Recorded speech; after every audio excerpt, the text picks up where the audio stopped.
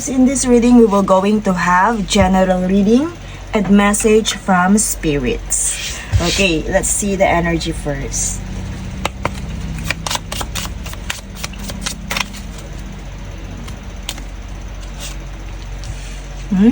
Community. Okay, I see that most of our collectives are thinking about the people in their surroundings. Ayan. People in their surroundings. I also hear na okay. Ilan sa mga marireceive mong blessings or upcoming blessings ay about partnership, about connection.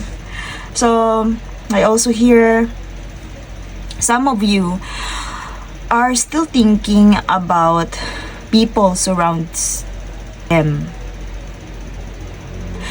Some of you are still thinking about their team, their circle, their friendship.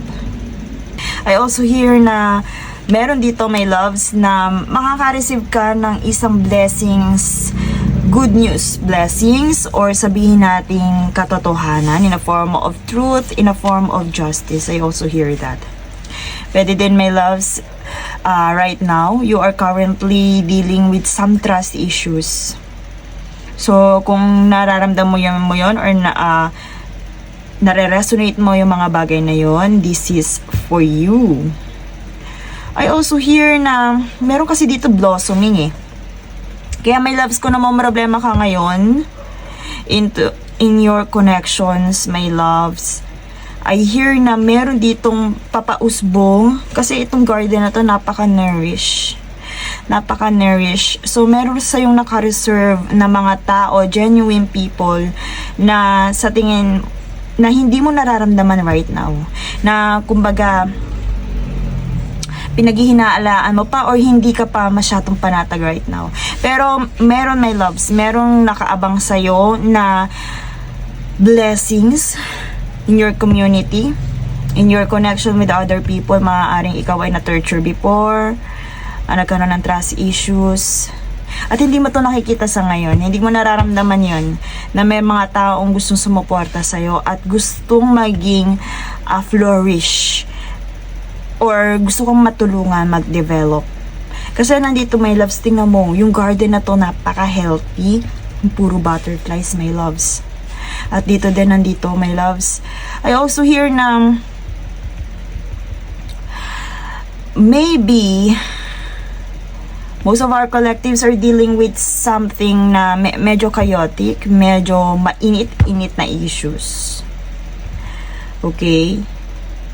But dito, my loves, meron din, my loves, dito na sabihin natin, may itinatago sa'yo yung mga tao sa paligid mo. Yun din isang indication ng reading na to. Merong mga itinatago sa'yo ang mga tao sa paligid mo. Kasi nandito yung secrets, my loves. I also hear na meron din, my loves, na nag-a-admire sa'yo from your community na kumbaga yung admiration na yun ay itinatago niya sa'yo at sa mga taong nakapaligid sa inyo. Kumbaga kung ano may feelings na to, my loves, look, itinatago niya yun. And I hear na like these clouds, my loves, kumbaga nagtatago pa siya eh. Hindi pa totally, sabihin natin, hindi pa ready yung tao na to na ipakita ko ano may nararamdaman na yun sa'yo, my loves. Okay? So, let's see. More clarifier about this energy.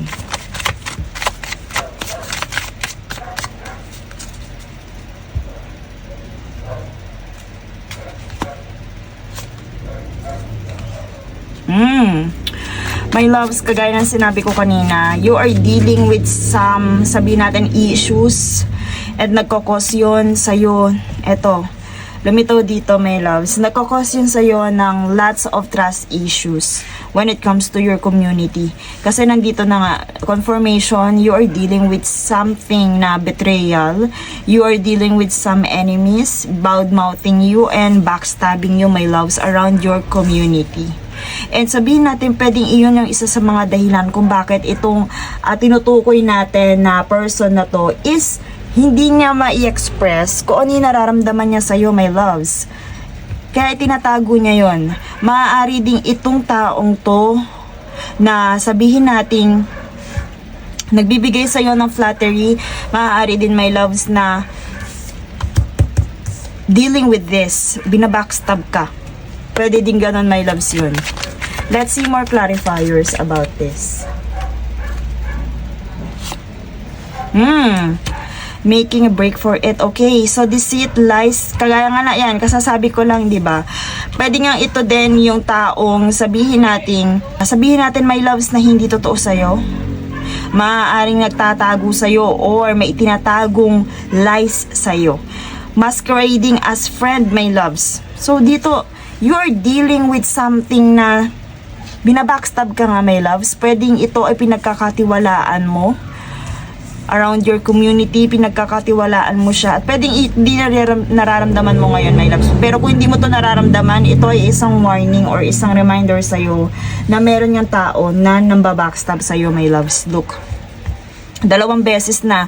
Masquerading as friend, spying, lack of conscience, my loves. Spying, lack of conscience, and masyadong strategic when it comes to, sabihin natin, yung pakikisama towards you. So, yan ay around your community, my loves. So, pwede din, my loves, na ito ay masasabi natin your current energy right now, at spirits are telling you na hindi mo pa nakikita ang mga bagay-bagay. Pwedeng iyan yung mga na, sabihin natin, nararamdaman mo, pero may secrets dito eh. And these secrets about to reveal. Pwede din, my loves, na yung good news na yun is sabihin natin yung katotohanan nga and hustisya na mare-receive mo dahil sa mga pambabackstab na to. And even this person, sabihin natin na pwede nag-express to ng feelings sa'yo or pwedeng nagpapakita to ng care sa'yo, pero ang totoo, my loves, they are masquerading as friend, as supporter, as let's say na kasi nandito parang admirer, ganon. So, pwedeng ganon, my loves. And, kagaya nga ng sinabi ko, kasi ito yung confirmation na. So, confirmed na talaga na merong taong hindi totoo ang pakikisama towards you. And now, still, double confirmation, my loves, na medyo malabo pa ang mga bagay-bagay. Kung sabihin natin, hindi pa 100% na maipapakita sa'yo, pero paparating na. Pero dito kasi, nag-confirm na sabihin natin, hindi pa ganun kalinaw ang mga bagay-bagay. It's still hidden, bakit ginaganito ka ng mga taong to. Or sabihin natin, alam mo na ginaganito ka ng taong to, pero hindi pa ito ang panahon para maimulat or makita ng lahat yung mga strategic movements na mga ito sa iyo at sa community. Hindi pa ito. Maaaring sabihin natin still into culmination. Andito, my loves, divided loyalty. Maaari din, my loves, na itong taong to is, eto nandito kasi torn being torn between 2 relationships. Maaaring, my loves, may nararamdaman nga sa'yo yung taong to, pero natotorn siya, pwedeng dahil din sa community. Alam niyo yung parang nagpe-play safe, my loves.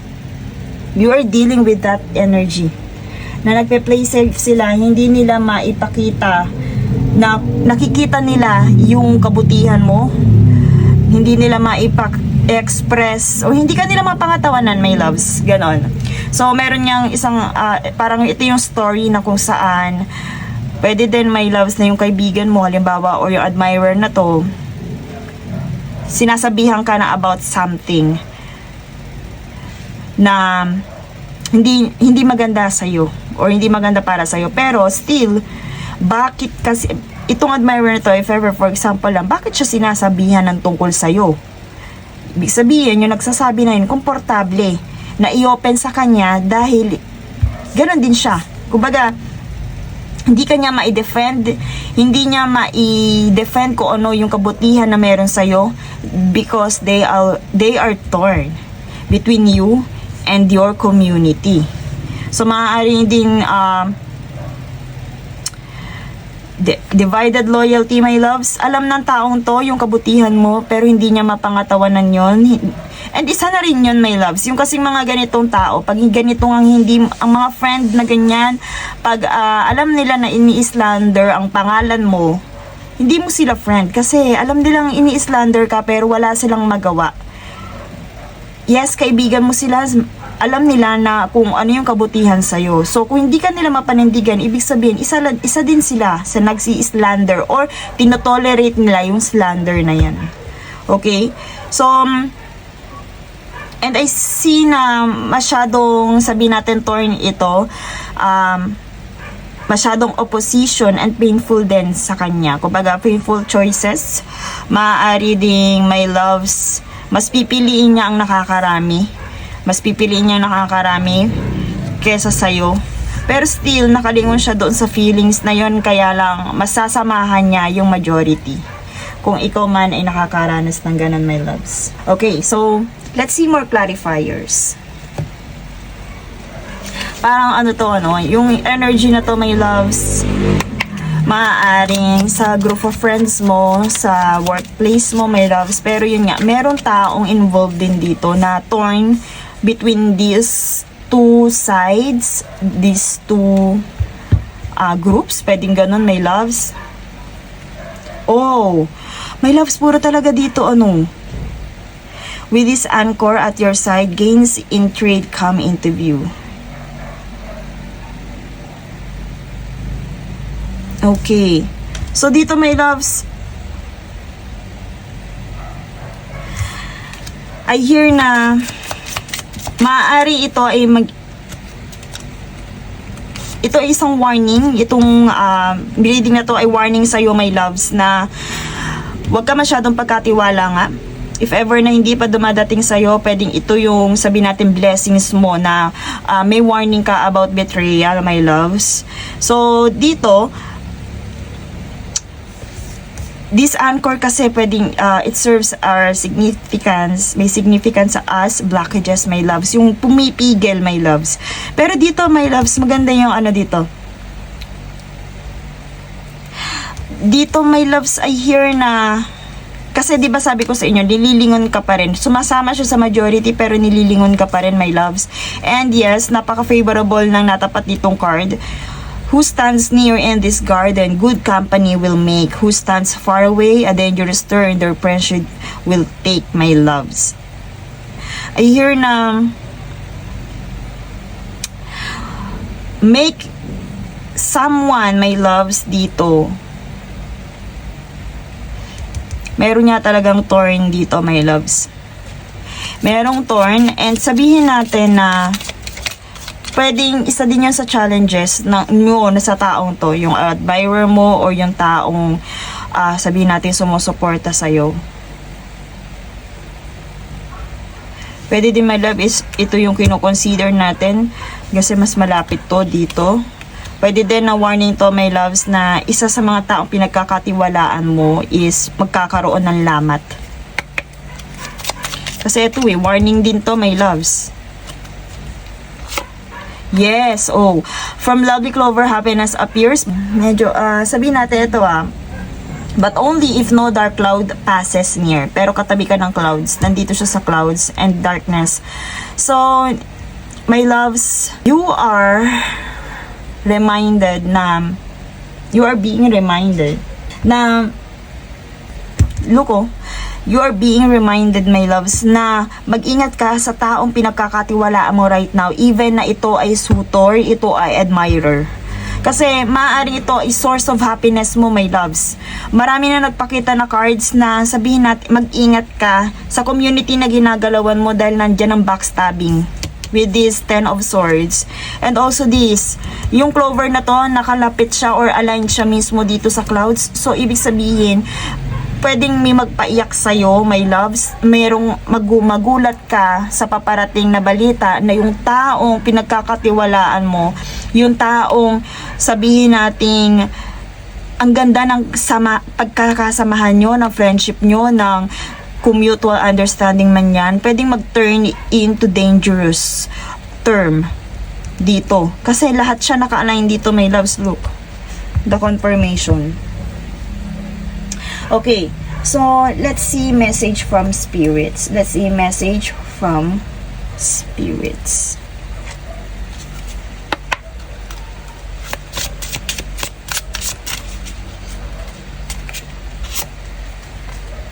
You are both open-minded and open-hearted, and your ambition is to leave this world better than you found it. So my loves, I hear na your spirits are telling you na have courage. Even na ganyan yung ginagalawan mo, yung surroundings na ginagalawan mo right now, have courage. So, ensure that your goals are aligned with the collective need and with the highest good of all. Even though na ganyan ang nangyayari sa paligid, be kind-hearted pa rin, my loves. Be kind-hearted pa rin, and spirits are telling you na kung ano man yan, kung ano may dinaranas na yan, yung issue na yan, pwede ding, my loves, na andun pa rin yung garden, dalawang garden pa rin eh. Pwede ding ma-flourish pa rin, bumalik pa rin sa magandang result, magkaroon pa rin magandang result, magkaroon pa rin ng happy na result. Pero ito, my loves, ito yung pwedeng pagdanasin ng energy mo right now. So mag-ingat ka sa mga taong to. Kung meron ka mang, sabihin natin, meron ka mang you are eyeing for someone because they are supporting you or admiring you, medyo mag-ingat ka din, my loves, kasi nandito trickery, double trickery and backstabbing ang lumitaw, my loves. Reconsider. And my loves, kahit nasabihin na yun, nabalitaan mo yun, still reconsider. Wag kang masyadong ipon ng galit. Wag mo masyadong ipunin yung galit na yan, kasi ikaw din yung mapapahamak dyan. And success will follow, my loves. So dito, spirits are reminding you, ano ba talaga ang goal mo? Yung community na yan, or yung friendship na yan, your circle na yan, or yung goals mo in life. And compromise, dalawa my loves. So i-balance mo ang iyong energy. Wag mong itutok masyado dito sa mga issue na you are currently dealing with. Okay?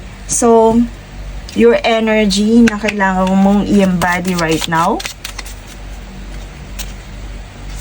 So, this is from, okay. So, from Ostara, fertility. It is the perfect time for you to start new projects, access new ideas, and give birth to new conditions. New conditions, my love. So, dito, spirits are telling you, yung energy mo, it's worth to focus doon sa goals mo, my loves. Doon sa ambition mo.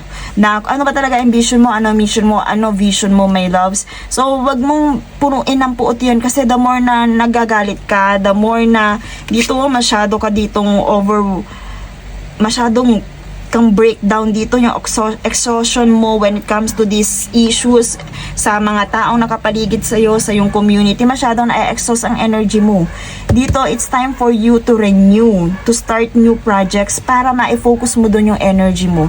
Kasi my loves, masyado, ang daming betrayal na halos hindi mo na kaya, na maaaring may mga nagtapos, maaaring nakaramdam ka ng defeat, you are currently, sabihin natin, they make you feel cursed, na parang wala ka naman ginagawa, pero parang ikaw yung sabihin natin ganito, yung nasa ganitong state. Pero my loves, always remember na ikaw yung may hawak ng energy mo, ikaw ang may control sa energy mo, my loves. And spirits are reminding you, have courage, at wag kang magtanim ng galit. Wag mong i-focus doon ng iyong energy. Okay? So, let's pull one more. Ayan. Your soul sa action today, dahil nga, kumbaga, you have to start something para ma-divert yung attention mo. You might divert yung energy mo. Hindi dito sa nangyayari sa paligid mo, sa community mo. Kung nafe-feel mo rin na napagtutulungan ka, my loves, kasi nandito yung clouds, oh. At nandito din, magkaka-align sila. Super dark, kumbaga, puno ng fears. I hear that. Kasi even the one person na pinagkakatiwalaan mo na involved din. Wild soul, strong heart, can't lose, my loves. Are you waiting on someone else before you can take the big leap? What if you were to take life into your hands and forge your own unique path? It's time for you, my loves, to accept your path. Maaaring hindi ka talaga destined para dito sa community na ginagalawan mo, na binibigyan mo ng care and concern. So, your driving question here, souls action, what am I waiting for someone else to do it for me? Iintayin mo pa ba na may gumawa niyan para sa'yo, para mag-take action ka dito sa tinutukoy na to? Dito ka mag-focus sa new projects mo, sa passion mo, sa goals mo in life, my loves. And kung ano man nangyayari dyan, friendship man, relationship, and around your community, partnership, compromise, success will follows, my love. And reconsider, magpatawad ka din, my loves. Okay? And that's all for this reading. Thank you so much and see you in my next one.